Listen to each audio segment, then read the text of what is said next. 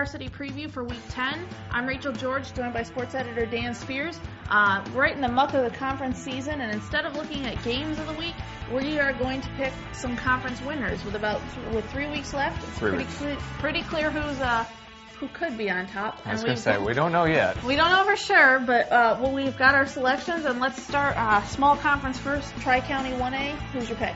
I'm taking Wallace Rose Hill. I agree. We said it last week. This was the game. The winner had the inside track, and Wallace, the great escape to get back on top of that league where they've been for a long, long time. I think this is theirs, even though they are on the road the last 3 weeks of the season. I agree. I mean, we've said they played good competition. Their 2 losses, we keep saying it, are to ranked, unbeaten teams by a total of 9 points. I think Pender was the biggest hurdle. Trask makes me a little leery. This is a team, I think Wallace will win, but this is a team that has snuck up on some other people. Could make a game of it, but like you said, Wallace is to win, and Pender would need some help to have the title, so I'm going with the Bulldogs as well. Agreed. And we'll move up the Waccamaw 2A, 3A. And I'm going with East Bladen. I finally jumped on your bandwagon with East Bladen. I'm glad. It took me a long time to get there, but I'm there. They've allowed 14 points in 3 conference games.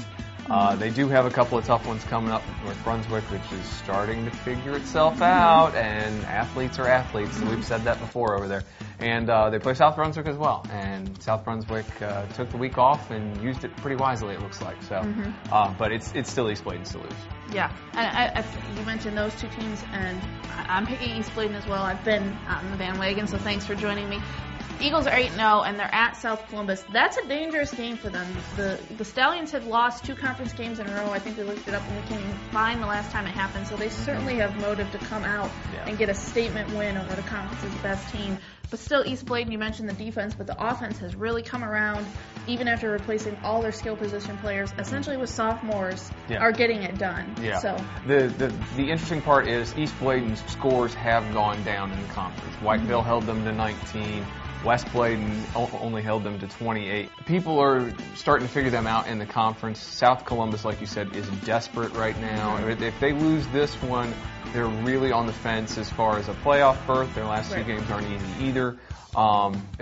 They're going to get their best shot this week, I think. But this will be a good game. This will be a good game for both of them to see what happens. That's right. Finally, 4A conference, Mideastern. It's New Hanover, and no surprises. And that's my bandwagon. That's right. I've been riding that one all year. They've got the favorable schedule. Rose comes down here to them, and they get Hoggard at home. I know that's not a home game or an away game for either team, but they play at home. The question is, bad New Hanover has started creeping back in the last couple weeks. Kevin Motsinger said, "This is I haven't had this team. They played real well in the big games early in the year. Can they play well in the big games now?" They've gotten through Ashley and Laney, 2 games that they should have won.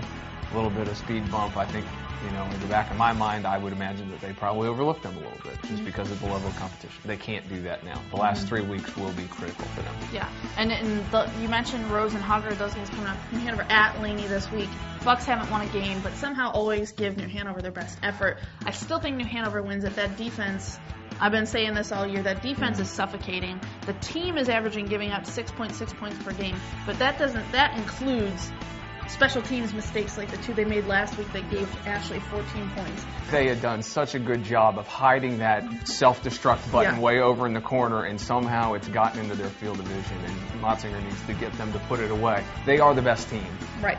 Can they prove it? Right, and that's Laney this week. I think that's a win for them. They are at home against Rose, and Rose's offense has been struggling, so that's something that, they almost beat them last year. They blew that game last year, so they should win. Hoggard could be, we could be looking at 2 4-0 teams on November 6th, but I think this is New Hanover's year to be the winner. Agreed.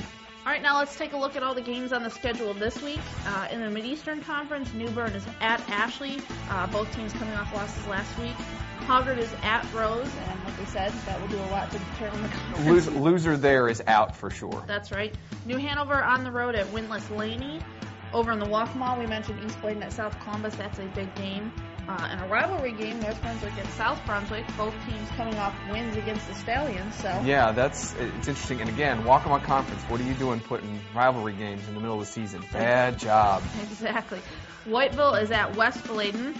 In the Tri-County, James Keenan is on the road at Midway. The Raiders, the ones who sent the Tigers home packing last season in the playoffs. There will be some revenge going on there. Pender trying to rebound from its first loss with a home game against Union. Definitely winnable for the Patriots. Wallace Rose Hill on the road at Trask. In the East Central, Topsail is at Croatan, and East Duplin is at Swansboro. The Panthers still unbeaten and rolling through that conference. That won't end this week either. No. In other games, Harrells is at Fayetteville Christian. In the Three Rivers, East Columbus is at St. Paul. Both teams 2-0 in the conference, so this will help determine that winner. South Robb is at West Columbus, and in the Coastal Plains, Dixon is at Lejeune. Well, that's it for us this week. Be sure to check back on Saturday morning as we recap all of Friday night's action. But for this week, this is Rachel George and Dan Spears for Friday Night Varsity Preview on StarNewsOnline.com.